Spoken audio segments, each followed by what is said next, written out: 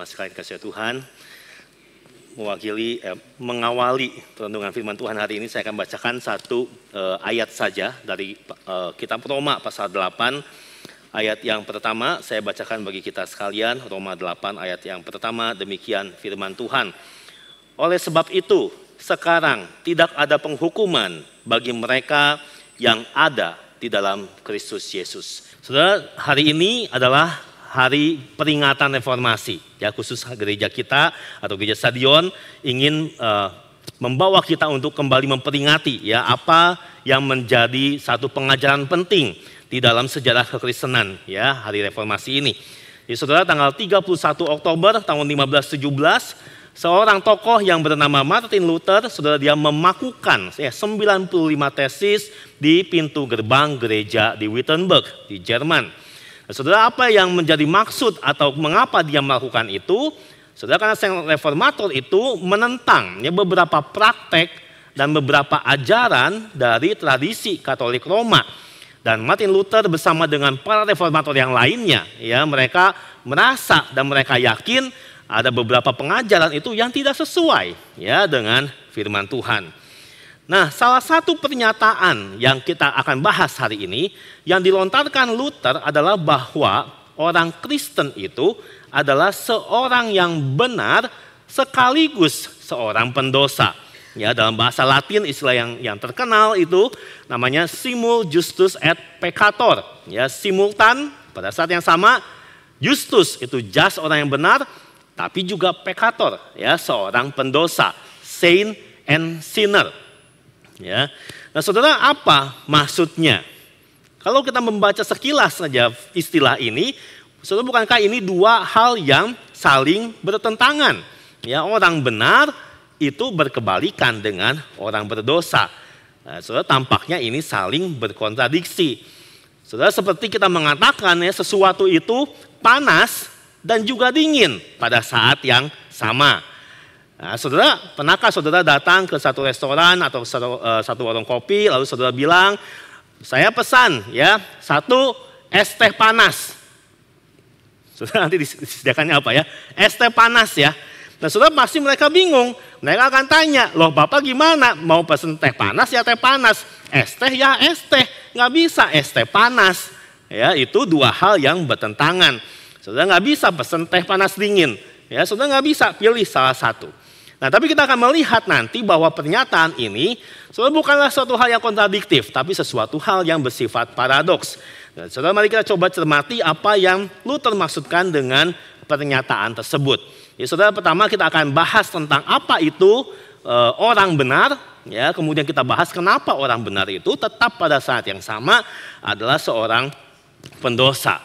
Nah, saudara, pertama waktu kita membahas orang benar, ya, kenapa seseorang itu bisa menjadi benar, saudara, itu tidak terlepas dari sebuah doktrin lain yang penting, yang diangkat kembali oleh Luther yang sudah tenggelam sekian lama di dalam sejarah kekristenan abad pertengahan, yaitu doktrin justification by faith, atau kita namakan biasanya doktrin pembenaran oleh iman. Nah, saudara, begitu pentingnya doktrin ini sampai Luther menganggapnya, ya, sebagai satu penentu apakah gereja itu bisa tegak berdiri atau gereja itu akan jatuh hancur berkeping-keping. Kalau gereja tidak lagi mengakui atau tidak menganut doktrin pembenaran oleh iman, maka itu gereja tidak lagi menjadi sebuah gereja. Ya, dan saudara, bahkan doktrin ini begitu krusial bagi iman Kristen karena saudara, ini satu keunikan yang tidak akan kita temukan di dalam semua agama yang lain. Saudara, kalau saya tanya sekarang, apa sih bedanya kekristenan, ya, dibandingkan dengan semua agama yang lain? Bisa banyak bedanya, ya, tapi saudara, apa yang cukup esensi? Nah, saudara, mungkin orang akan mengatakan bukankah semua agama mengajarkan kebaikan, ya, yang penting perbuatan baik, ya, jangan mencuri, ya, jangan membunuh, ya, semua agama sama. Nah, saudara, bedanya begini, agama-agama lain itu mengajarkan kebaikan sebagai cara untuk mendapatkan keselamatan. Ya, artinya saudara, kemana kita sesudah mati itu bergantung kepada seberapa banyak perbuatan baik yang kita lakukan di dalam hidup ini. Kalau semasa hidup seseorang terus berbuat jahat dan jahat dan jahat, dibenci oleh semua orang, nanti dia akan masuk neraka atau tempat apapun itu namanya.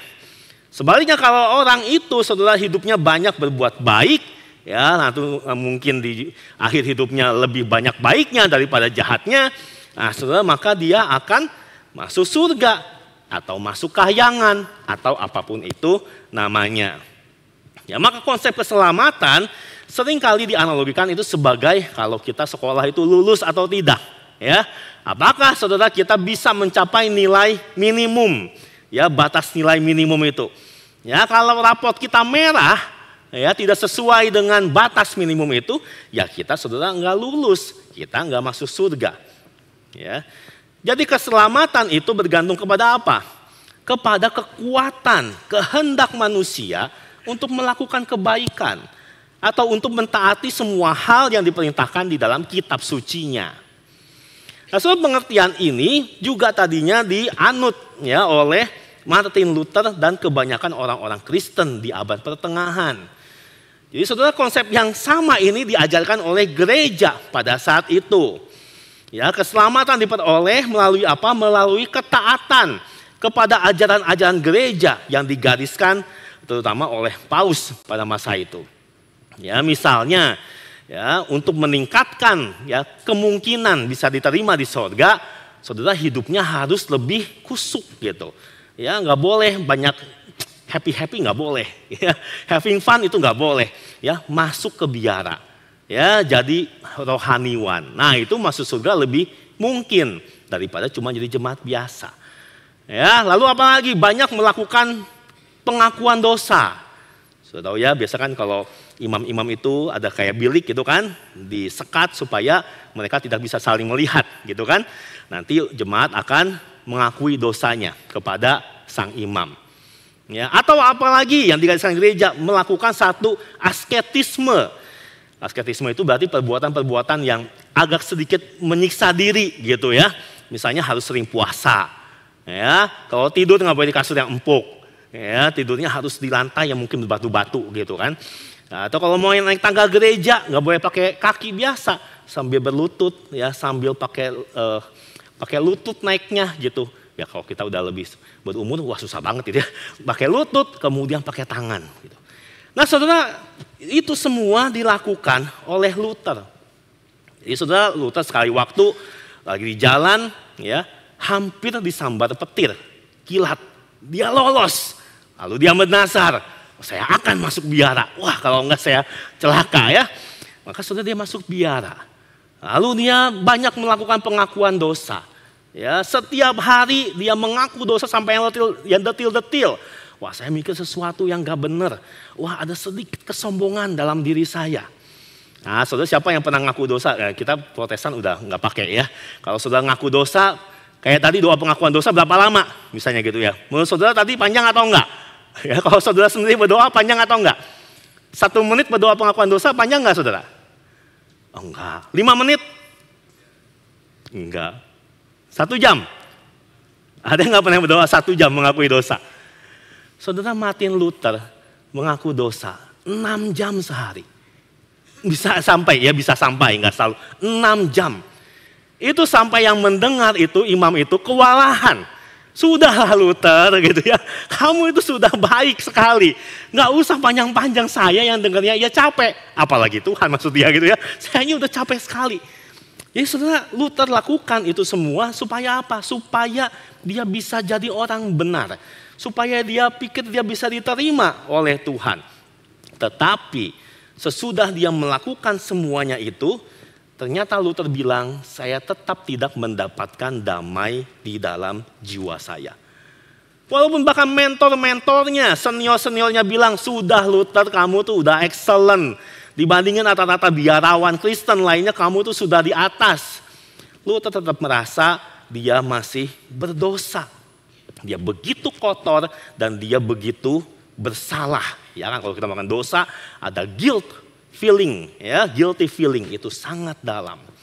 Dan saudara, setiap kali Luther baca Alkitab, ya, ada satu frase yang membuat dia ketar-ketir, dia ketakutan. Yaitu apa? Frase kebenaran Allah. The righteousness of God.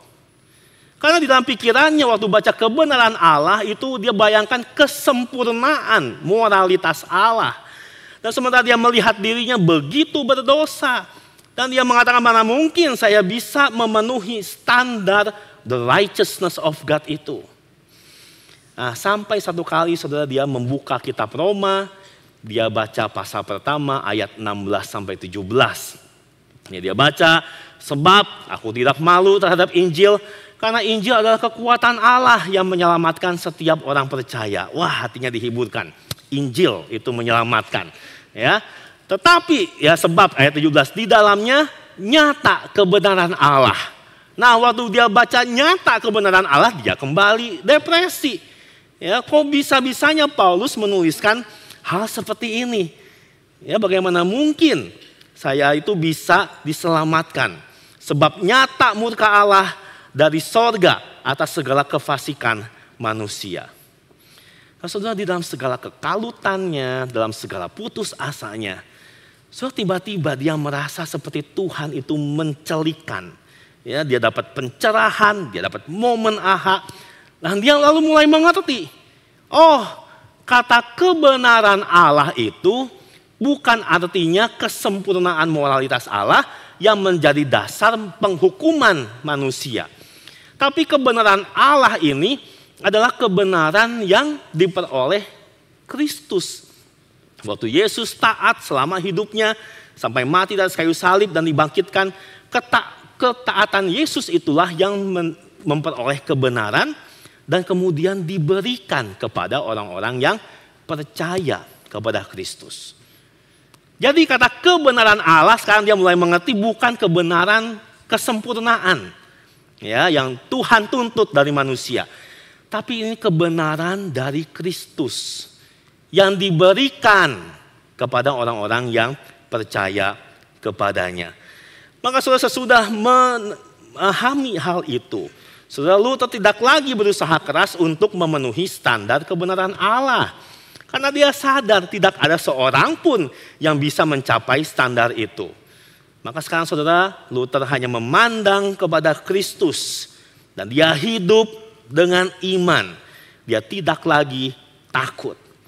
Saat itulah saudara dikatakan damai dan sukacita surgawi memenuhi hatinya. Nah, saudara, ini kisah tentang reformasi. Ya, saudara, kita akan pelajari lebih dalam. Jadi, ya, sebetulnya apa itu pembenaran oleh iman?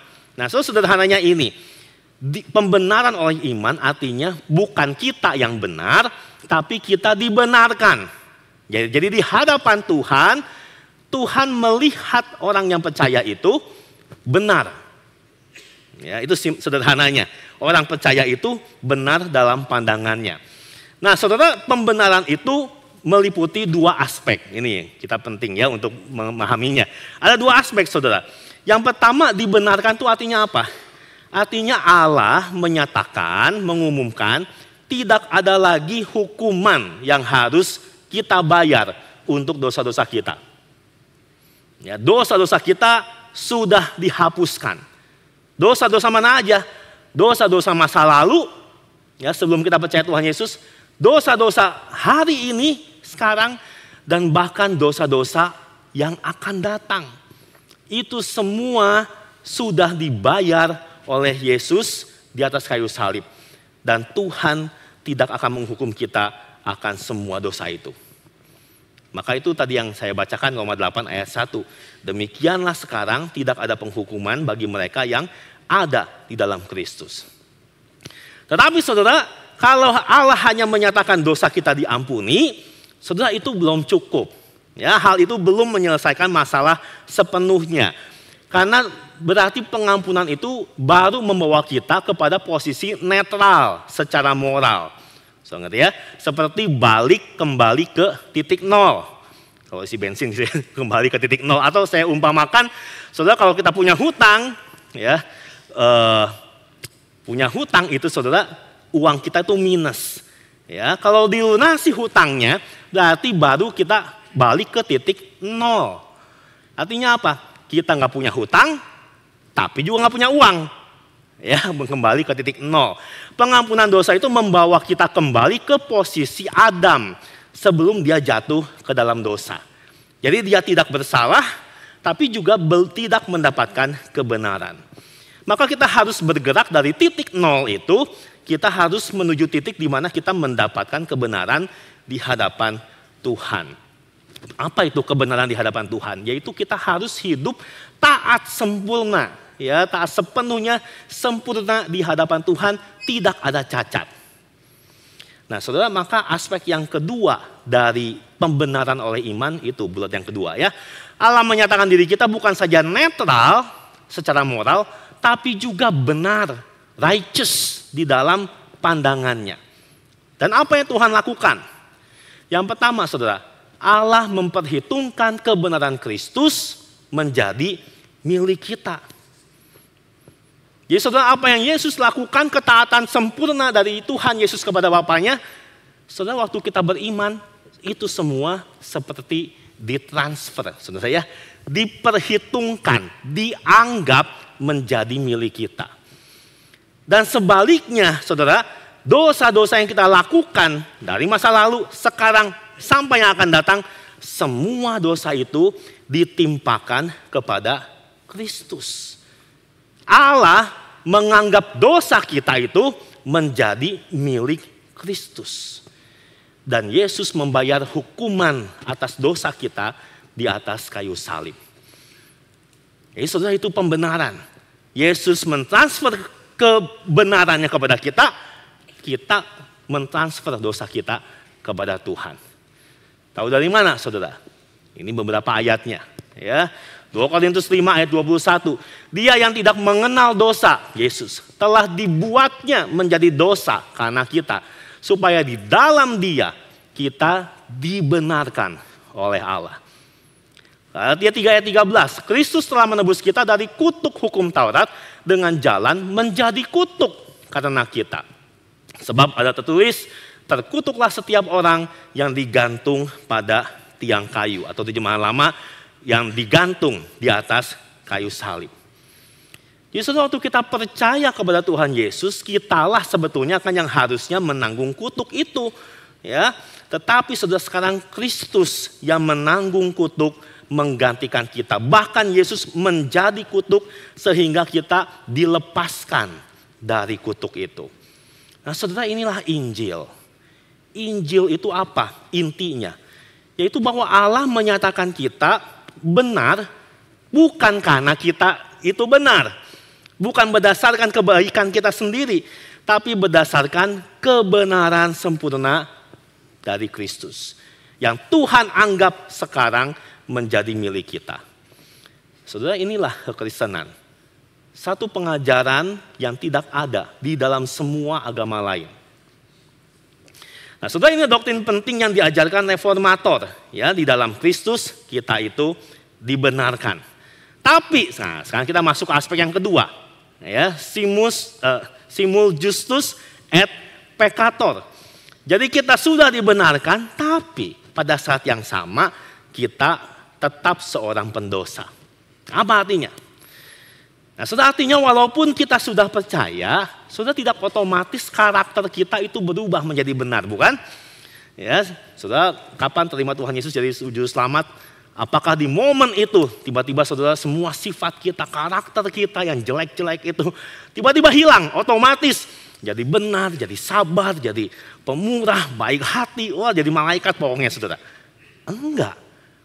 Ya, ternyata saudara, walaupun kuasa dosa itu sudah dipatahkan, walaupun kita tidak lagi dibelenggu dan diperbudak oleh dosa, tapi natur dosa itu masih ada dalam diri kita.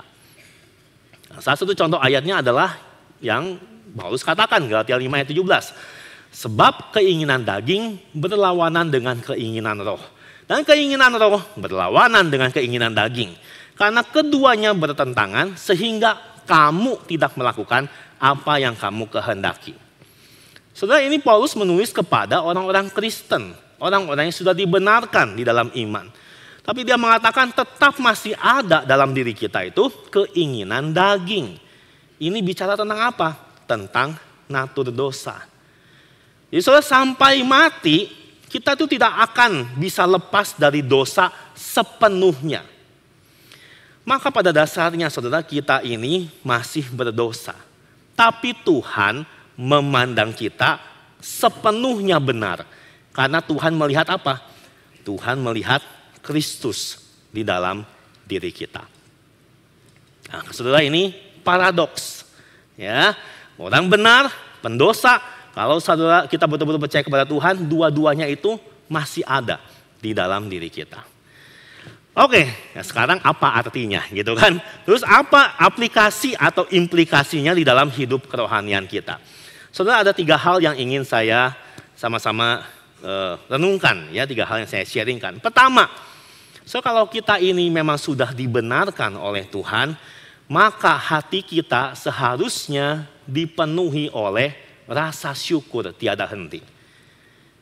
Kenapa? Karena kita tidak mungkin bisa dibenarkan oleh perbuatan baik kita sendiri.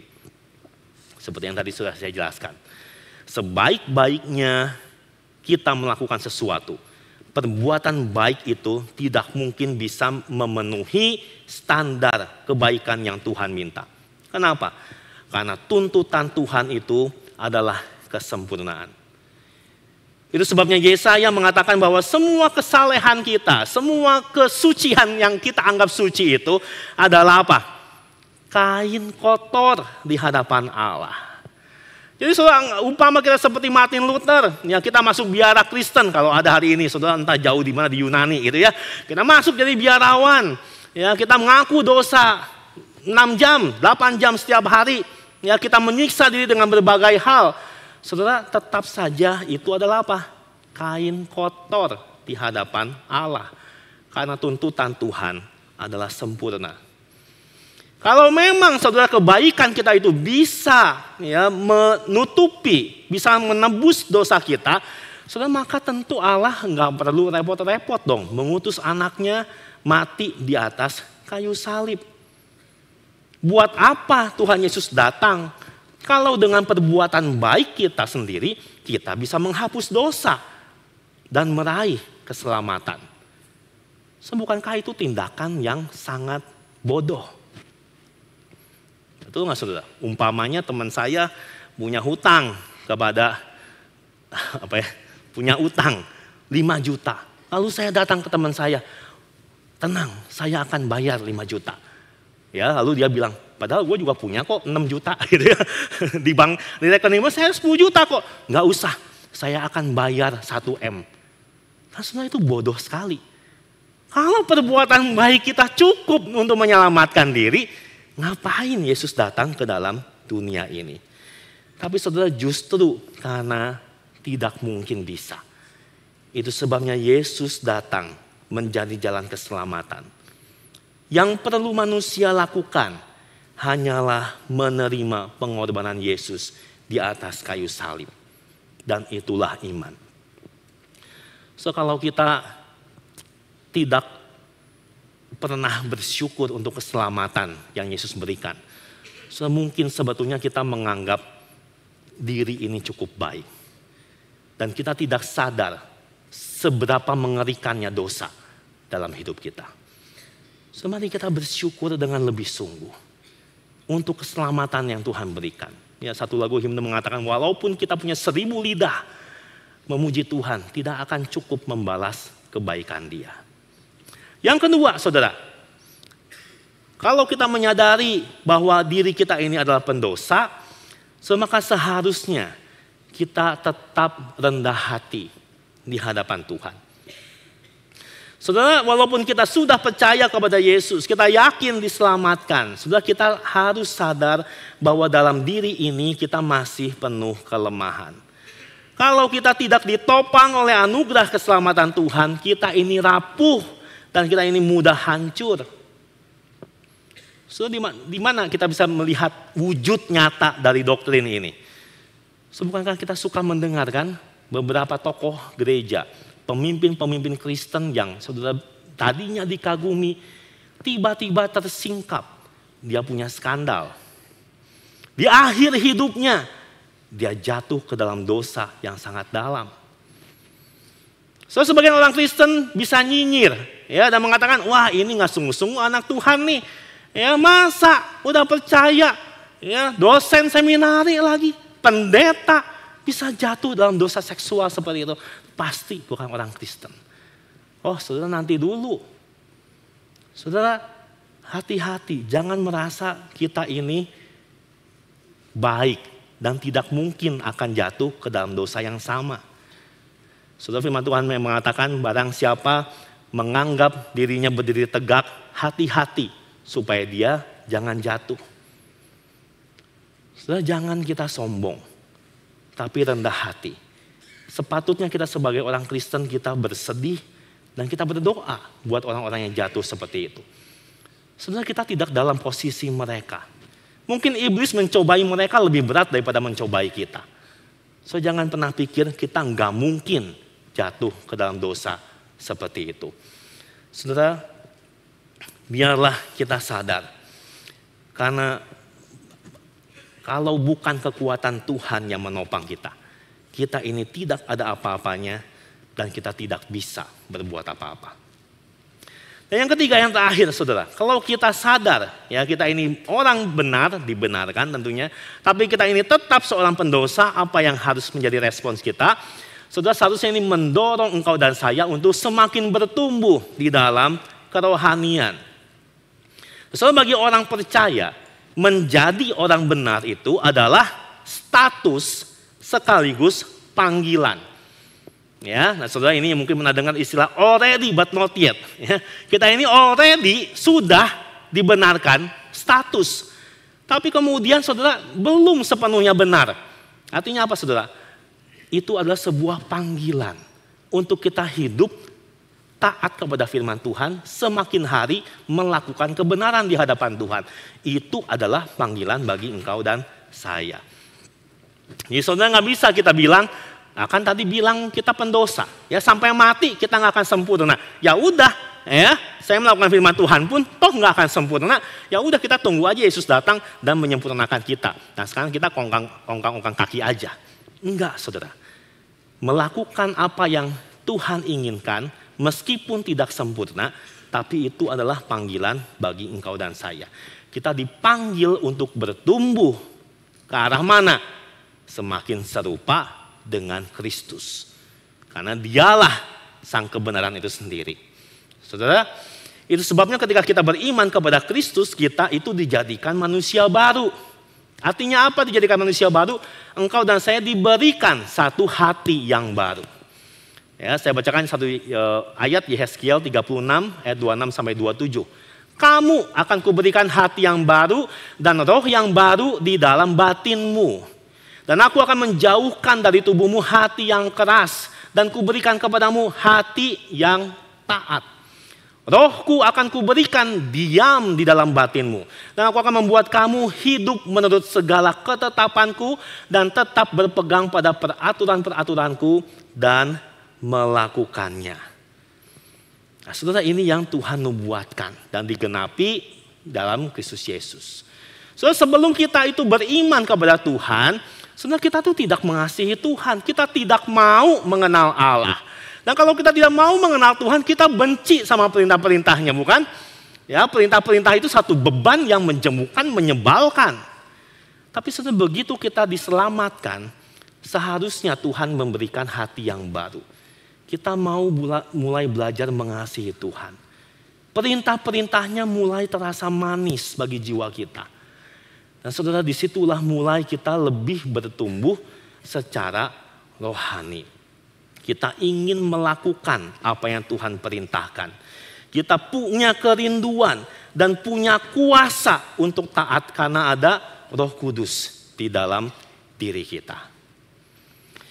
So, saya ingin tutup dengan kesaksian. Ya, beberapa puluh tahun yang lalu, saudara, saya sempat punya masalah dengan mengasihi. Jadi saudara, Tuhan mengizinkan ada satu sosok orang yang saya merasa disakiti oleh dia berkali-kali, ya. Dan saya sebel banget sama orang ini. Ya, sebel mungkin kurang kuat, ya benci banget lah sama orang ini. Tapi harus ketemu terus, harus ketemu terus. Saya nggak bisa menghindar.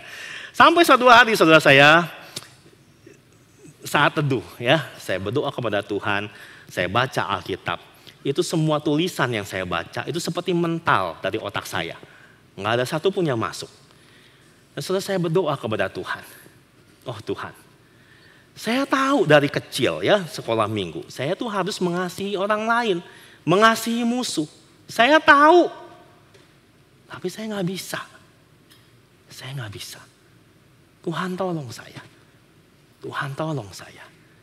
Sampai saya terdiam beberapa saat. Saya nggak bisa bahkan berdoa, saya nggak bisa baca Alkitab. Dan saya cuma bisa nangis. Saya cuma bisa nangis. Dan saya menyerah kepada Tuhan, saya nggak bisa. Dan saya berserah kepada Tuhan, Tuhan tolong saya. Sampai satu titik saudara. Tiba-tiba entah dari mana itu ajaib. Tuhan tuh memberikan damai sejahtera dalam diri saya. Satu titik itu tiba-tiba Tuhan seperti memampukan saya untuk tidak membenci orang itu. Lalu sampai besoknya ketemu orang itu saya bisa nggak sebel loh. Bisa loh. Dan saya mulai belajar menunjukkan perhatian dan mengasihi orang itu. Terus sekarang saya waktu kasih kesaksian kepada saudara, saya akan mengatakan apa? Apakah saya bisa mengasihi karena saya memang dasarnya baik? Enggak. Enggak saudara. Berpikir positif, gali kemampuan potensi dalam dirimu. Enggak bisa saya. Saya baru sadar bahwa saya ini pendosa. Walaupun saya sudah percaya Tuhan Yesus, tetap saya pendosa. Tapi karena saya dibenarkan, so Tuhan kasih kerinduan dan kemampuan untuk bisa belajar mengampuni orang itu. Sehingga saya nggak bisa, saya pendosa. Tapi Tuhan akan kasih kekuatan buat kita lebih taat. Lalu sesudah itu bagaimana saudara? Apakah saya terlatih mengasihi orang-orang lain yang menyebalkan? Enggak juga. Ketemu orang lain, saya tetap bisa benci. Dan tetap saya harus berdoa, Tuhan, saya ini pekator, ya, pendosa. Dan saya butuh kuasa Tuhan. Tapi kalau saya sudah dalam Kristus, Tuhan pasti akan menguatkan kita. Mari di hari reformasi ini, kita bersyukur. Karena anugerah Tuhan yang sangat besar telah menyelamatkan kita. Membenarkan kita. Dan di saat yang sama saudara minta Tuhan tolong kita tetap rendah hati. Karena kita belum lepas sepenuhnya dari kuasa dosa. Dan mari minta Tuhan juga menolong kita semakin bertumbuh melalui kuasanya yang hebat di dalam diri kita.